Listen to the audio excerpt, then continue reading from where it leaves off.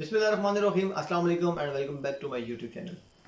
तो स्टूडेंट्स, हम बात कर रहे थे हेल्थ एंड सेफ्टी पॉलिसी की। हेल्थ एंड सेफ्टी पॉलिसी तीन तरह की होती हैं। सबसे पहली जो इसमें टर्म्स है जनरल स्टेटमेंट ऑफ इंटेंट या जनरल स्टेटमेंट ऑफ पॉलिसी।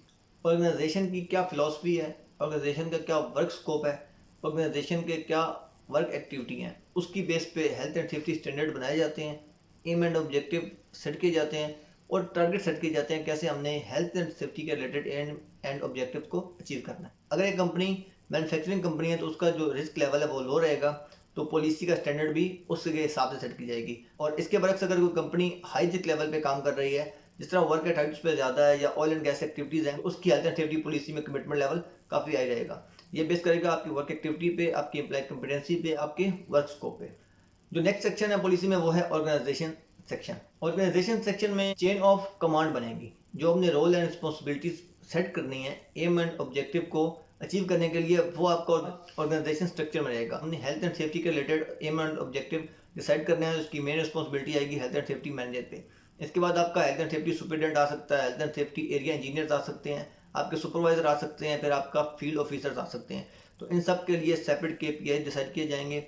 इनके वर्क स्कोप के देते हुए इनका एरिया में जो वर्क चल रहा है, अगर स्पेसिफिक एरिया हम डिवाइड करते हैं, किसी के पास लिफ्टिंग एंड रिगिंग चल रही है, किसी के पास कन्फाइंड स्पेस चल रहा है, किसी के पास हॉट वर्क चल रहा है, तो उसके अकॉर्डिंग उनकी जो फोकस इंस्पेक्शन होनी चाहिए वो किस बेस पे होंगी, उनके पास कॉम्पिटेंस लेवल या उन्होंने जो आपके पास वर्कर काम कर रहे हैं उनमें क्या कॉम्पिटेंस लेवल रिक्वायर्ड है, वो सब चीज़ें। तो इस बेस पे उनके KPI सेट किए जाएंगे। तो यहाँ पे प्रॉपर जो वर्क फ्रेम होता है, जो चेन ऑफ डिमांड है, वो आपकी ऑर्गेनाइजेशन सेक्शन में आके डिसाइड की जाती है। इसके बाद सबसे एंड में आ जाता है अरेंजमेंट सेक्शन। अरेंजमेंट सेक्शन में आपके जो SOPs हैं, आपने काम करना कैसे है सेफली, SOP डिसाइड किए जाते हैं। रिस्क असेसमेंट आपकी यहाँ पे की जाती है। आपकी टूल बॉक्स स्टॉक के टॉपिक्स किस लेवल के रहेंगे, किस लैंग्वेज में रहेगी, ये सब चीज़ें यहाँ पे डिसाइड की जाती हैं। ऑर्गेनाइजेशन सेक्शन में आपने काम को डिसाइड करने के साथ साथ आपने उसकी जो सपोर्टिंग अरेंजमेंट्स हैं वो भी आपने यहाँ पे करने होते हैं, उसकी में भी मैनेजमेंट करनी होती है।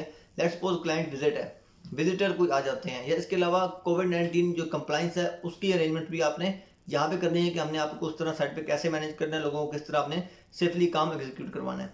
तो हेल्थ एंड सेफ्टी टारगेट को अचीव करने के लिए तीन सेक्शन थे। सबसे पहले स्टेटमेंट ऑफ कमिटमेंट कि हम ये चीज़ें अचीव करनी है। उसके बाद ऑर्गेनाइजेशन आपके पास पूरा फ्रेमवर्क रहेगा। नीचे सबसे एंड में आपके पास अरेंजमेंट्स रहेंगी कि क्या अरेंजमेंट्स करके हमने हेल्थ एंड सेफ्टी के जो टारगेट्स हैं, एम एंड ऑब्जेक्टिव्स हैं, उनको हमने अचीव करना है। उम्मीद करता हूँ आपको ये टॉपिक समझ आ चुका होगा। अगर इस टॉपिक में आपको कुछ चीज़ समझ नहीं आई तो आप कमेंट सेक्शन में मुझसे पूछ सकते हैं।